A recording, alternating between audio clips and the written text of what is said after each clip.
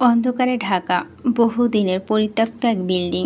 চারপাশের নিস্তব্ধতা, সম্পূর্ণ জনমানবহীন পরিবেশ। অর্ধেক ধসে পড়ে সেই পুরনো বিল্ডিংটির নোংরা দেওয়ালে গা ঘেঁষে একদল কালো পোশাকধারী দস্যুর আনাগোনা।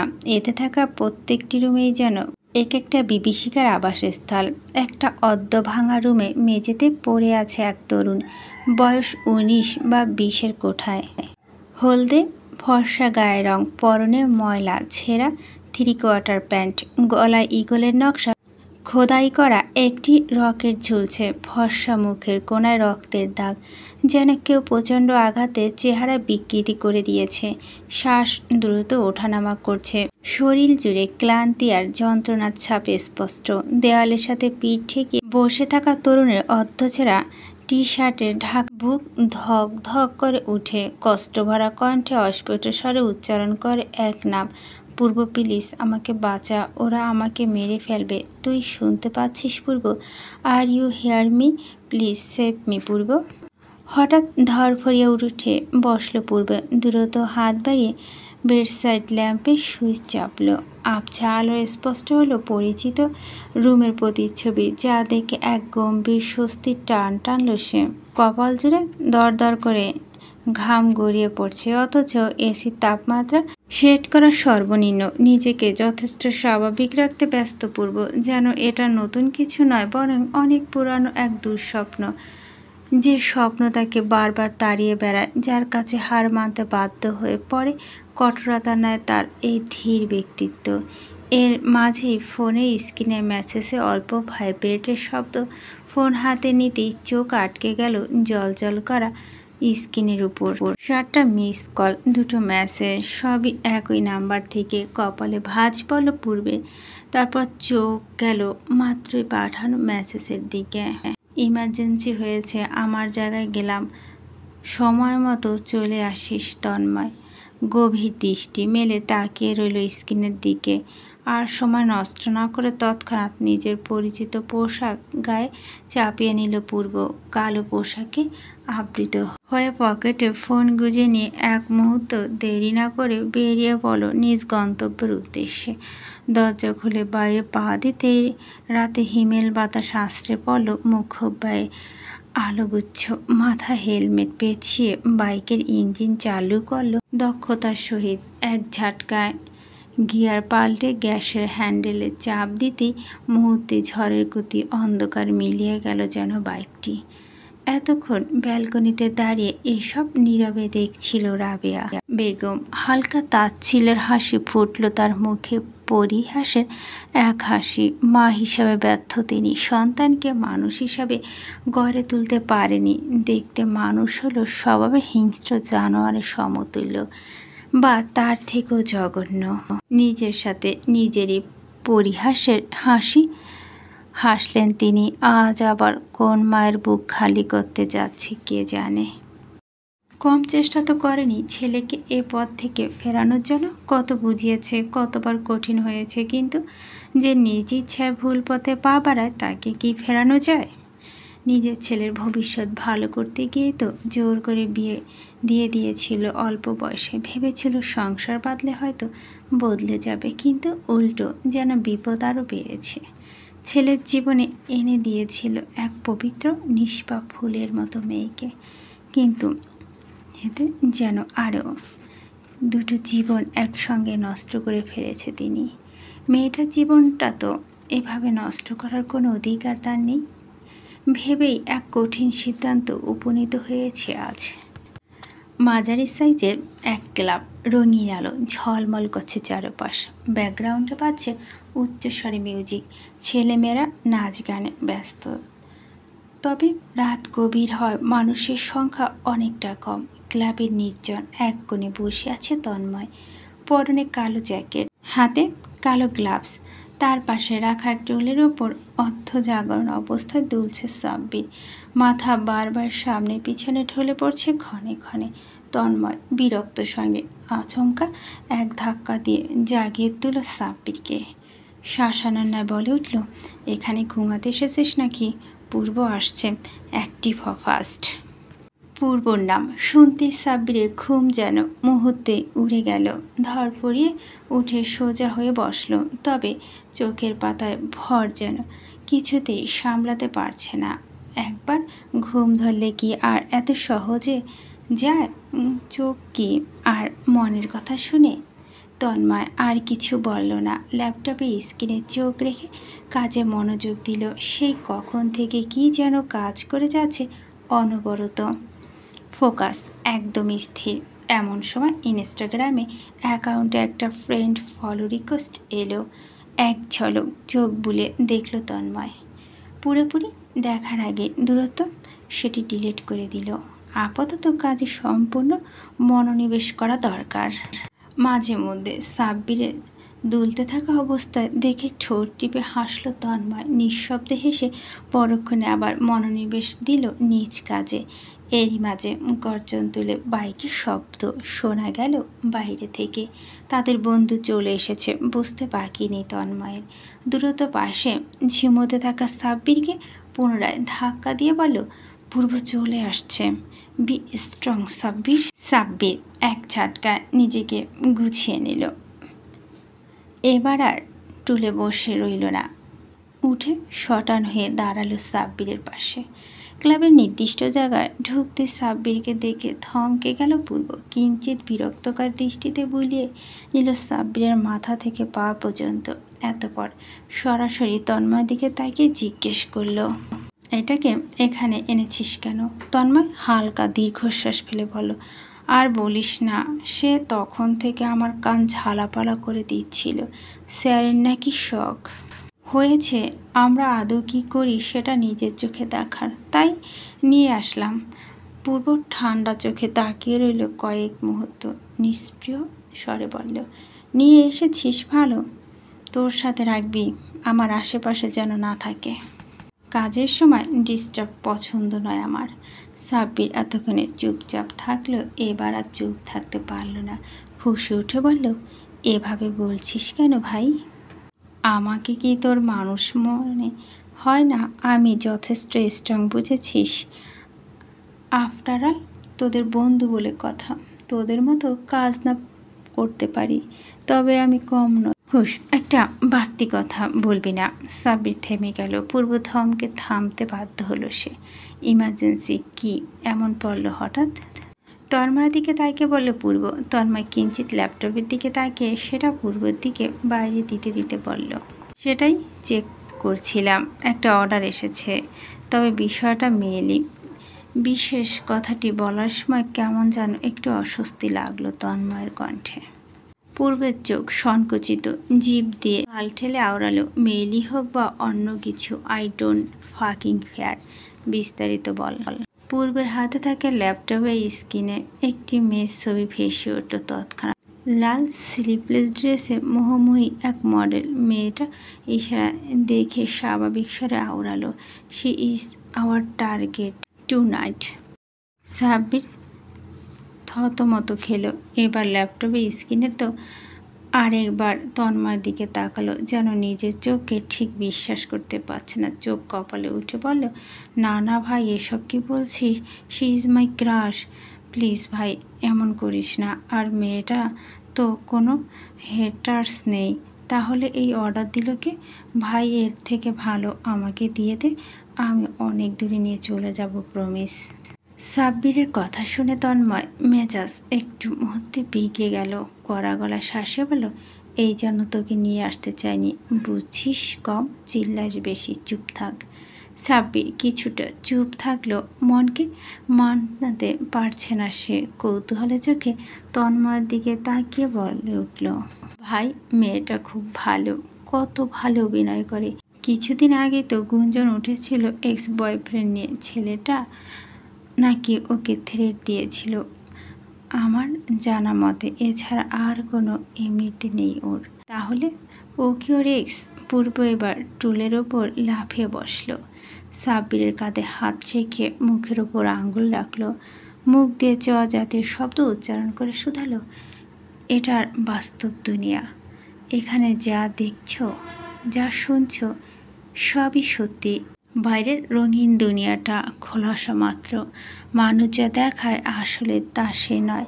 যার মুখে মায়া বেশি তার ভিতর ততটা নিষ্কৃত পাপ লুকিয়ে থাকে। মিথ্যা কখনো একা আসে না, তার পিছনে আরও হাজারো মিথ্যা লুকিয়ে থাকে। সাব্বির বোকার মতো তাকিয়ে থাকলো পূর্বর দিকে। মানে পূর্ব এবার চোখ সরু করে জিজ্ঞেস করলো, তোর কি মনে হচ্ছে মেয়েটার এক্স বয়ফ্রেন্ড এই কাজের অর্ডার দিয়েছে? এছাড়া তো আর তেমন কাউকে দেখছি না। কিছুদিন আগেই তো এই নিয়ে গুঞ্জন উঠেছিল। তন্ময় হালকা হাসলো। সেটারই সুযোগ নিয়েছে অন্য কেউ, বুঝেছিস? সাব্বির এবার পুরোপুরি কিংকর্তব্য বিমুখ। সব কিছুই যেন মাথার উপর দিয়ে যাচ্ছে। এক সময় হাল ছেড়ে দিয়ে বলল, খুলে বলবি তোরা? আমার মাথা হ্যাং হয়ে যাচ্ছে। সেটা পরে জানতে পারবি, তন্ময় নির্লিপ্তভাবে বলল। সাব্বির এবার জোর গলায় বলে উঠল, আমি যাব না, আমার যাওয়া ক্যান্সেল। তোদের যা করার তোরা কর। নিজের চোখের সামনে আমার ক্রাশের এমন অবস্থা আমি সহ্য করতে পারবো না। এখানে এসেছি তোর ইচ্ছায়, যেতে পারবি আমার ইচ্ছায়। এতপর তন্ময়ের দিকে তাকিয়ে ঠান্ডা গলায় আদেশসূচক বাক্য আওড়ালো। ও যেন বাড়িতে ফিরতে না পারে। ওর শখ আজ আমি পূরণ করব। সান ফ্রান্সিসকোর সবচেয়ে বড় এবং একমাত্র 7 তারকা হোটেলটি যেন এর আলোক রাজ্য। দিনের বেলায় যেন চোখ ধাঁধানো, রাতের অন্ধকারে তেমন ঝলমলে উজ্জ্বল লাইটের আলো। চারপাশ যেন দিবালোকের মতোই আলোকিত। হোটেলে গ্রাউন্ড ফ্লোরে আজ জমকালো পার্টির আয়োজন করা হয়েছে। বিলাসবহুল সেই ক্লাবের প্রধান আকর্ষণের শহরের নামকরা মডেল এরিয়ানা। জনপ্রিয়তা, সৌন্দর্য, পারিশ্রমিক সব দিক থেকে সে শীর্ষে। ক্লাবের উজ্জ্বল আলো, উচ্ছ্বাসময় সুর আর অভিজাত অতিথিদের ভিড়ে আজও সে ছিল মধ্যমণি। রাত গভীর হওয়ার সঙ্গে সঙ্গে আয়োজন শেষ হলো কেবলই। এরিয়ানা ধীর পায়ে লিফটে উঠে সোজা 7 তলার নিজের রুমের দিকে রওনা দিল। তার চারপাশে ছায়ার মতো ঘুরছে 3 জন দেহরক্ষী। প্রতিটি মুহূর্তেই তাকে ঘিরে তাদের সতর্ক নজরদারি। এমনকি যে রুমে প্রবেশ করার পরে বাইরে পাহারা দাঁড়িয়ে থাকে, তারা সর্বদা সজাগ। কোনো বিপদের আভাস পেলেই যেন বিদ্যুতের মতো প্রতিক্রিয়া জানাতে প্রস্তুত। 7 তারকা হোটেলের সবচেয়ে সুরক্ষিত ফ্লোর, যেখানে শুধু ভিআইপি অতিথিরা থাকার অনুমতি পান। এই ফ্লোরে একমাত্র করিডোরের বাইরে পাহারাদার 3 জন অভিজ্ঞ দেহরক্ষী। রাত গভীর হলেও তাদের চোখে ক্লান্তির ছাপ স্পষ্ট। তবু দায়িত্ব পালনের সচেতন তারা সকলে। সামান্যতম অস্বাভাবিকতা আভাস পেল যেন প্রস্তুত সর্বক্ষণ। এরই মাঝে হঠাৎ করে করিডোরের আলো একবার জ্বলে উঠছে তো আবার নিভে যাচ্ছে। মুহূর্তের জন্য চারপাশে আধার ডুবে যায়। পরিস্থিতি স্বাভাবিক করতে একজন গার্ড দ্রুত লাইটিং সিস্টেম ঠিক করার জন্য এগিয়ে যায় বাইরে। বাকি 2 জন আগের মতোই দাঁড়িয়ে থাকে সেখানটায়। কিন্তু পরের মুহূর্তে হঠাৎ করে দাঁড়িয়ে থাকা সেই 2 জন দেহরক্ষীর শরীর ঢলে পড়ে মেঝেতে। তাদের সামনে কালো পোশাকে আবৃত 2 মানব, ওপর থেকে নিচ সবটাই কালো দ্বারা আবৃত। এদের মধ্যে একজনের হাতে ল্যাপটপ, অপরজন দাঁড়িয়ে নীলিপথে। রুমের দরজার ভিতর থেকে লক করা। নিরাপত্তার জন্য ব্যবহৃত স্ট্রং ডিজিটাল পাসওয়ার্ড কারণে সিটি হ্যাকার করা সহজ কাজ নয়। তন্ময় ল্যাপটপ খুলে একের পর এক চেষ্টা চালাচ্ছে, কিন্তু স্ক্রিনে বারবার ভেসে উঠছে ইনকারেক্ট পাসওয়ার্ড বলে। কপাল কুঁচকে এলো তন্ময়ের। বারবার ট্রাই করার পরও এভাবে রেড সিগন্যাল দেখে বিরক্ততে ল্যাপটপের উপরে এক থাপ্পড় মেরে শুধালো, ডোর তো ভিতর থেকে লক করা, ভীষণ স্ট্রং পাসওয়ার্ড, হ্যাক করতে পারছি না। পূর্ব সরু চোখে তাকালো। সিসি ক্যামেরা হ্যাক ডান। তন্ময় মাথা ঝাঁকিয়ে জানালো, হ্যাঁ। বলে আবার চেষ্টা করলো তন্ময়, কিন্তু ফলাফল একই। একের পর এক ব্যর্থতা। এতবার এক ঝাটকায় তন্ময়ের হাত থেকে ল্যাপটপটা নিয়ে নিজের মতো করে কি যেন টাইপ করলো পূর্ব। একবার, দুবার, তৃতীয় স্ক্রিনে অ্যাক্সেস গ্রান্টেড ভেসে উঠতে দরজার লক সিস্টেম আনলক হয়ে গেল। তন্ময় বিস্ময় তাকিয়ে রইল। পূর্বের এই দক্ষতা দেখে মুগ্ধ না হয়ে পারল না সে। মনে মনে একবার স্যালুট ঠুকতে ইচ্ছে করলো তার বন্ধুকে। ওটাকে একা হ্যান্ডেল করতে পারবি? হ্যাঁ শিওর। পূর্বের ঠোঁট এক চিলতে বিদ্রুপের হাসি। মাথা ঝাঁকালো তন্ময়। চোখে মুখে চূড়ান্ত আত্মবিশ্বাসী ছাপ স্পষ্ট। মানে সে পারবে। ঘড়ির কাঁটা রাত 3টা পেরিয়ে গেছে ইতিমধ্যেই। এরিয়ানা রুমে ঢুকতে সোজা বাথরুমে চলে গিয়েছিল। তখন শাওয়ার নিচে দীর্ঘ সময় ধরে সারাদিনের ক্লান্তি ধুয়ে ফেলে বেরিয়ে আসলো ওয়াশরুমে হতে, পরনে বাথডোর, মাথায় পেঁচানো সাদা টাওয়ালা। তখন রুমে ঢুকে আগে দীর্ঘক্ষণ বসে ওয়াইনের মাঝে ডুবেছিল সে। সোফার সামনে থাকা ছোট্ট টি টেবিলটায় রাখা নামি দামি ব্র্যান্ডের ওয়াইনের বোতল।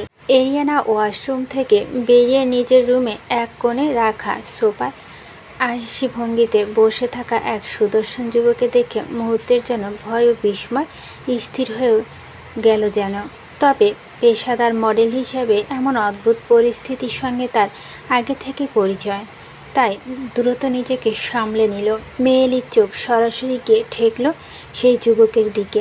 ছায়াঘেরা চোখ, তীক্ষ্ণ দৃষ্টি, ঠোঁট এক রহস্যময় নীরবতা। এতটা অপ্রত্যাশিত উপস্থিতি পরেও যুবকের চেহারা নেই কোনো রিয়াকশন, বরং চুপচাপ বসে যেন পরিস্থিতি পর্যবেক্ষণ করছে সেই আগন্তুক। একটু নার্ভাস হলো না এরিয়ানা। স্বাভাবিক ভঙ্গিতে মাথা পেঁচানো সাদা তোয়ালাটা খুলে ছুঁড়ে মারল বিছানার দিকে।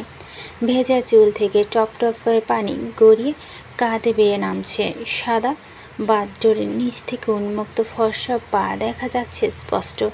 পূর্বের দৃষ্টি এক মুহূর্তের জন্য আটকালো সেখানে, কিন্তু তার অভিব্যক্তি এতটা নির্লিপ্ত যে বোঝা গেল না কিছু অনুভব করছে কিনা, বরং মেয়েটির প্রতিটি নড়াচড়ায় সে গভীর মনোযোগে পর্যবেক্ষণ করছে। এরিয়ানা ঠোঁট বাঁকিয়ে বলল, so you are a hot gentleman, serious, clear, am I right?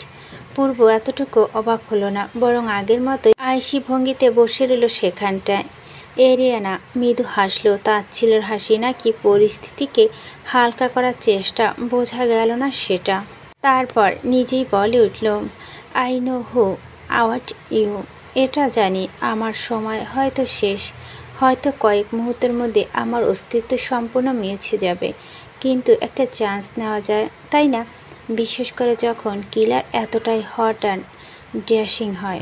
নিরুত্তরপূর্ব এরিয়ানার কোনো দ্বিধা না করে উল্টো আয়নার সামনে গিয়ে দাঁড়ালো। লাল লিপস্টিক হাতে ঠোঁট ছুঁয়ে দিল তাতে, এক গ্লাস ওয়াইন হাতে নিল। তারপর চোখ ঘুরে পূর্ব দিকে তাকিয়ে বলল, একসাথে দুটো অফার করছি তোমায়, দুটোরই একসাথে পাবে। প্রথমত একটা ব্ল্যাঙ্ক চেক, তুমি যা চাইবে তার দ্বিগুণ দেব আমি, আর দ্বিতীয়টা আমি নিজে। আজ রাতের জন্য সম্পূর্ণ তোমার। তোমার মতো কেউ হলে শুধু এক রাত কেন, আজীবন কাটাতে প্রস্তুত আমি। এতপর ভুরু উঁচিয়ে পূর্বের উদ্দেশ্যে ফের বলল, ইজন ইট আর কুল ডিল? পূর্ব নিস্পৃহভাবে তাকিয়ে মেয়েটার দিকে, এতপর ব্যঙ্গাত্মস্বরে বলল, ইউ লিসেন ডার্লিং, আমি কোনো সস্তা জিনিস গ্রহণ করি না। পূর্ব এহেন কথা বিদ্রুপের হাসি হাসল। এরিনায়া, আমি সস্তা নই, আর ভেরি প্রেসিশিয়াস, খুব দামি। Do your want proof then see? Purbo নড়ল না। এরিয়ানার চোখে পলক না ফেলে পূর্বের প্রতিক্রিয়া লক্ষ্য করল। পরনে থাকা বাথডোরের ফিতে টেনে খুলে ফেলতে ঢিলে হয়ে তা মেঝেতে পড়ে গেল মুহূর্তে। সাথে সাথে দৃষ্টিগোচর হলো উন্মুক্ত মেয়েলি কাঠামো, উন্মুক্ত শরীরের দৃশ্য চোখের সামনে এলো। পূর্ব চেহারা এক চুলো পরিবর্তন এলো না যেন তাতে। তার চোখ গভীরে কোনো নেই কোনো মোহ, কোনো বিস্ময় নেই কোনো লালসা, বরং মুখে সেই আগের কঠোরতা স্থির বজায় রেখে বসে রইল সোফায়। এরিয়ানা এমন কিছু আশা করেনি। পুরুষের সামনে তার শরীর যেন সবচেয়ে বড় অস্ত্র ছিল, অথচ এই মানুষটা যেন একেবারে ভিন্ন। একটু আকর্ষণীয় বোধ করল না। এটা কি সত্যি কোনো রক্তে মাংস করা মানুষ, নাকি অন্য কিছু? পূর্ব ঠোঁটে এক কোণে হালকা হাসি টেনে তাতে থাকা রিভলভারটি কপালের পাশে ঠেকে সামান্য চুলকাল, যেন এই পুরো বিষয়টা তার কাছে একঘেয়ে বিরক্তিকর। এতপর নিষ্পৃহভাবে রিভলভারটি তুলে এনে পাশের সোফায় রাখলো। ধীরে ধীরে উঠে দাঁড়ালো সেখান হতে। তন্মধ্যে ধীর পায়ে এগিয়ে একদম মেয়েটির সামনে গিয়ে থামল পূর্ব, এতটাই কাছে যে একজনের নিঃশ্বাস উছড়ে পড়ছে আরেকজনেরও।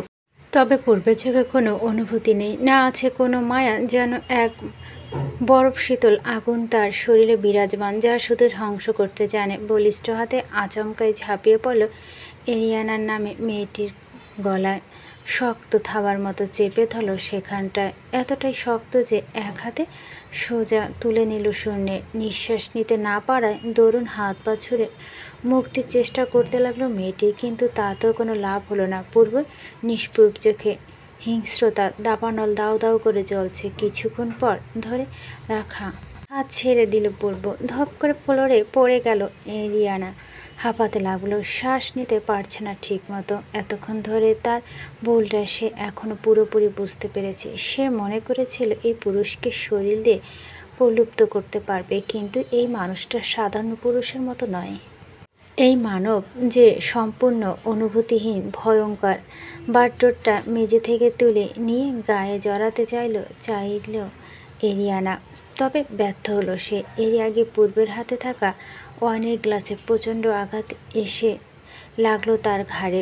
ধপ করে হাঁটু গেড়ে বসে পড়ল নিচে। ঘাড় লাল রঙে মাখামাখি হয়ে গেল সাদা ফ্লোর। মাথা ঘুরতে লাগলো, চোখের সামনে সব আবছা হয়ে এলো যেন মুহূর্তে। এরই মধ্যে পূর্ব এসে হাঁটু গেড়ে বসলো মেয়েটার মুখোমুখি। এরিয়ানা জানে এই রুমে চেঁচিয়ে প্রাণ গেলেও বাইরে থেকে শুনতে পারবে না কেউ তার আহাজারি। রুমটা সাউন্ড প্রুফ। এখানে সে একা, আর তার সামনে অশরীর দানবের মতো দাঁড়িয়ে আছে এক মানব। কাঁপতে কাঁপতে হাত জোর করে বলল, প্লিজ আমাকে ছেড়ে দাও, আমার যা কিছু আছে সব তোমার নামে লিখে দেব, প্লিজ মেরো না আমার। হুশ, এত ভোলা ভালা চেহারা নিয়ে এতটা নষ্টামি। তোদের মতো মেয়েদের যেন আজ সব নারীদের মানুষ সস্তা ভাবে। শরীর দেখিয়ে আমাকে লালসা ফেলা এই ছেলে মানুষের প্ল্যানটা আমার খুব ভালো লেগেছে, বুঝলি? বলে উঠে দাঁড়ালো পূর্ব। এতপর ফের বলল, তাই তোকে মারার প্ল্যানটা একটু চেঞ্জ করছি। আমার স্টাইলে খুব ইউনিকভাবে মারব তোকে, যেন তোর এই নষ্ট শরীরটা আর কেউ দেখতে না পারে। বলেই রুমে থাকা সব ওয়ানের বোতল একসাথে নিয়ে ঢালতে লাগলো এরিয়ানার শরীরে। মেয়েটা কিছু বোঝার আগে পকেট থেকে একটা লাইট বের করে পূর্ব একটানে ঘষে আগুন জ্বালিয়ে দিল সেখানটায়। এতপর নিশ্চিন্ত ছোপায় গা এলিয়ে বসে সে। মুহূর্তে দাউ দাউ করে আগুন ধরে গেল এরিয়ানার শরীরে। সম্পূর্ণ জ্যান্ত অবস্থায় চিৎকার করতে লাগলো মেয়েটা। উদ্ভ্রান্তের মতো নিজের জীবন বাঁচানোর জন্য ছটফট করলো, তবে শরীরে যে আর শক্তি অবশিষ্ট নেই। ঘাড় থেকে রক্ত গড়িয়ে পড়া দরুন নিস্তেজ হয়ে পড়েছিল পুরোপুরি। শেষ শক্তিটুকু দিয়ে পূর্বের দিকে তাকালো সে। চোখে আগুন প্রতিফলিত, ঠোঁট থেকে অস্ফুট স্বরে একটা শব্দ বের হলো, ব্লাডি বিস্ট। এরপর শুধু আগুনের লেলিহান শিখা আর এক নারী আর্তনাদ। ধীরে ধীরে থেমে যায়। বসে বসে নিষ্পলক দেখছিল সোফায় গা এলিয়ে বসে থাকা সেই যন্ত্রমানব। 3টি বাইক একে একে চলে এসেছে শুনশান নিরিবিলি রাস্তায়। প্রথম বাইকটি একদম সামনে, পিছনে থাকা সাব্বির আর তন্ময়কে অপরকে অনুসরণ করছে। সাব্বির পিছনে থাকলেও তার মনে যে কি চলছে তা শুধুমাত্র সেই জানে।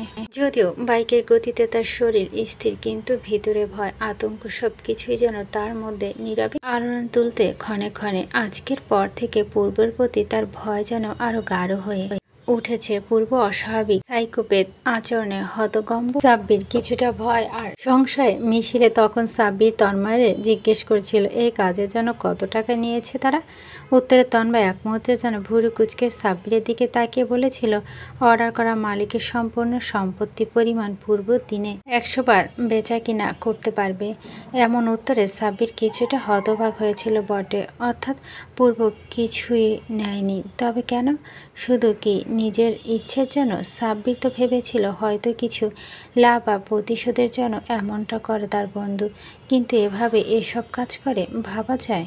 দিনের সোনালি কিরণ ধরণীতে ফুটে উঠেছে। প্রায় বেলাখানেক। মির্জাবাড়ির পরিবেশ আজ বেশ প্রাণবন্ত। সকাল থেকে রাবেয়া বেগম রান্নাঘরে সময় পার করছেন, আর সকাল থেকে নানা ধরনের সুস্বাদু খাবার আয়োজন করেছিলেন তিনি। আসবে তখন মায়ের এহেন কাণ্ড প্রথমে একটু অবাক হয়ে জানতে চাইল হঠাৎ এত আয়োজনের কারণ।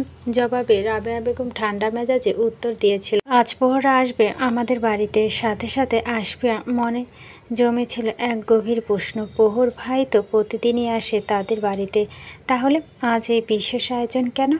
বিষয়টি একটু রহস্যময় লাগলো তার নিকট। এদিকে মেহরিশ বসে রুমে সকালে নাস্তা করার পর পুনরায় নিজের রুমে ফিরে আসে সে। বেচারা চুপচাপ, মনটা কিছুটা উদ্বিগ্ন। অবশ্যই একটা কারণ আছে, সেটা হলো ওডি। যেখানে সেখানে ওডির উপস্থিতিতে ঘাবড়ে যায় মেহরিশ।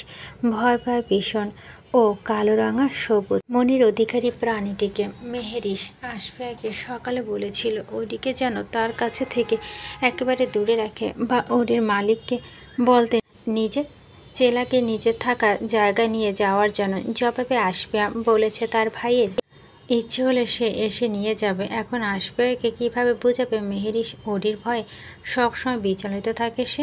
এই ভয় এক প্রকার রুমবন্দি হয়ে থাকার সিদ্ধান্ত নিয়েছিল মেহরিশ। কিন্তু এভাবে কতদিন থাকা যায় রুমবন্দি হয়ে? মেহরিশ কাবার থেকে একটি মেরুন রঙের লং থ্রি পিস বের করলো। জর্জেটের এক লং থ্রি পিস, তাতে হালকা স্টোনের কাজ করা ঢিলেঢালা রং থ্রি পিসটা অনেকটাই পাকিস্তানি স্টাইলে। তখন তার খালামণি এসে বলেছিল বাড়িতে মেহমান আসার কথা, একটু পরিপাটি হয়ে থাকতে। মেহরিশও আর প্রশ্ন করেনি মায়ের পর খালার প্রতি তার অগাধ বিশ্বাস। তাই তো বলার সাথে সাথে বিনা বাক্যে রাজি হয়ে গিয়েছিল খালার কথাতে। বেলা 12টা। সাদা রঙের বিলাসবহুল একটি গাড়ি থামানো মির্জা বাড়ির সামনে। গাড়ি থেকে একে একে নামলো প্রহরের বাবা মা, ছোট বোন আর প্রহর নিজে। রাবেয়া বেগম কিছুদিন ধরে মেহরিশের জন্য সেরা পাত্র হিসেবে প্রহরকে মনে ধরেছে। আকার ইঙ্গিতে বোঝাতে পেরেছিল মেহরিশের প্রতি প্রহরের দুর্বলতার কথা। গতকাল রাতে রাবেয়া বেগম তার স্বামীর সঙ্গে পরামর্শ করে প্রহরের পরিবারের কাছে এই বিষয়টি তুলে ধরেছিলেন, এবং আজ সে অনুযায়ী প্রহর তার পরিবার নিয়ে তাদের বাড়িতে এসেছেন। বসার রুমে সবাই বসে আছেন। আশফিয়া হতবিলোপ। হঠাৎ তার চাচা চাচি এভাবে তাকে বাড়িতে আসলো কেন? আর তার মাই বা মেহরিশকে হঠাৎ সাজতে বলল কেন? বিষয়টা যে আপাতত আশফিয়ার কাছে পুরোপুরি পরিষ্কার। মেহরিশ নিচে নামলো কেবল মাথা ঘোমটা দেওয়া। মেহরিশকে দেখে যেন মুগ্ধ হলো উপস্থিত থাকা সকলে। নিঃসন্দেহে মেয়েটা মিষ্টি, মায়াবী চেহারার অধিকারী। মেহরিশ নিচে নামতে প্রহরের মা মিসেস ঝর্ণা বেগম আদেশ করলেন তার পাশে এসে বসতে। নিঃশব্দে হেসে মেহরিশ বাধ্য মেয়ের মতো গিয়ে বসলো ঝর্ণা বেগমের পাশে। কি আমাদের মেয়েকে কেমন লাগছে ভাবি? রাবেয়া বেগমের কথা ঝর্ণা বেগম মৃদু হেসে বলল, এটা তো দেখি জীবিত একখানা পুতুল। এই পুতুল এতদিন কোথায় রেখেছিলেন আপা? আগে জানলে তো বাংলাদেশে গিয়ে সাথে করে তুলে নিয়ে আসতাম আমার ছেলের জন্য। কারো সৌন্দর্য প্রশংসা করার পর শেষে মাশাল্লাহ বলতে হয় চাচি, না হলে নজর লেগে যায়। বিদেশে থাকতে থাকতে দেখি বিদেশের কালচারে অভ্যস্ত হয়ে গেছেন। আচানক পুরুষালিত কণ্ঠের সদর দরজার দিকে তাকালো উপস্থিত সবাই। পূর্বের আচানক আগমনে পুরো বসার রুম যেন এক মুহূর্তের জন্য নিস্তব্ধতা নেমে এলো। সাথে সাথে সবার চোখে বিস্ময় ছাড়া বড়া। রাবেয়া বেগম তা পুরো হতভম্ব। এতক্ষণ ধরে যে সুন্দর একটা পরিবেশ তৈরি হয়েছিল, সব কিছু যে এখন বৃথা হয়ে যাবে সেটা নিশ্চিত। আমার বউ দেখতে এসেছেন বুঝি? তা বৌমাকে দেখতে খালি হাতে এসে পড়েছেন? এই যে আমার বউয়ের সৌন্দর্য প্রশংসা করলেন, বিনিময় কিছু দিবেন না? মাশাল্লাহ তো বললেন না। এখন যদি নজর লেগে যায় আমার বউটার ওপর, তখন কি হবে? বলে পূর্ব এসে থামলো তাদের সামনে। সিঙ্গেল বড় সোফায় বসে থাকা প্রহরকে উঠিয়ে আদেশসূচক বাক্যে আওড়ালো, দেখিস না এখানে সব বড়রা উপস্থিত, ছোট মানুষ হয়ে কী করছিস সেখানে? আর বড় ভাবিকে এসব কোন নজরে দেখছিস তুই? জানিস না বড় ভাবি মায়ের সমান? চাচিকে যেমন নজরে দেখিস, আজ থেকে ভাবিকেও সেই নজরে দেখবি, মনে থাকবে। এখন ওঠ। এদিকে সবার থেকে বেশি আশ্চর্য যেন মেহরিশ। কি হচ্ছে না হচ্ছে সব কিছুই কেমন উল্টোপাল্টো লাগছে তার নিকট। বউ, বড় ভাবি বলতে কাকে বুঝিয়েছেন পূর্ব ভাই? এখানে তো সে ছাড়া বউ বলে সম্বোধন করার আর তেমন কেউ নেই। সবাই তো সম্পর্কে ভিন্ন, তাহলে কি তাকে বউ বলে সম্বোধন করলো পূর্ব ভাই তার বউ? বসার ঘরে নিস্তব্ধ, উপস্থিত সবাই একে অপরের মুখ চাওয়াচাই করে, কেউ কোনো শব্দ উচ্চারণ সাহস পাচ্ছে না। বিস্ময়, হতবাক আর সংখ্যা মিশিলে একত্রে বসে সবাই প্রহর থম মেরে দাঁড়িয়ে, যেন পূর্বের কথাগুলো তার কানে ঠিকমতো পৌঁছাচ্ছে না। পূর্ব যে মেহেরিশকে পছন্দ করে না এটা সে বহুদিন ধরেই জানে। এর পিছনে অবশ্য বেশ জটিল কোনো কারণ আছে, সেটাও সে জানে, তবে কারণটা কি সেটা জানতো না। তাহলে আজ হঠাৎ করে তার ভাই মেহেরিশকে বউ বলে দাবি করছে কেন? বিষয়টা বেশ অবাক হয়েছে প্রহর। ভিতরে ভিতরে ক্ষোভে টগবগ করছে সে, রাগের শরীর কাঁপছে, তবে সেই রাগ প্রকাশ করা অসম্ভব, কারণ যার সামনে সে বসে আছে তার জন্য রাগের কোনো মূল্য নেই। পূর্ব নামক মানুষটি অনুভূত এবং সংযমে ধার ধারে না, তবু নিজেকে শান্ত রেখে গলায় শক্তি এনে বলল,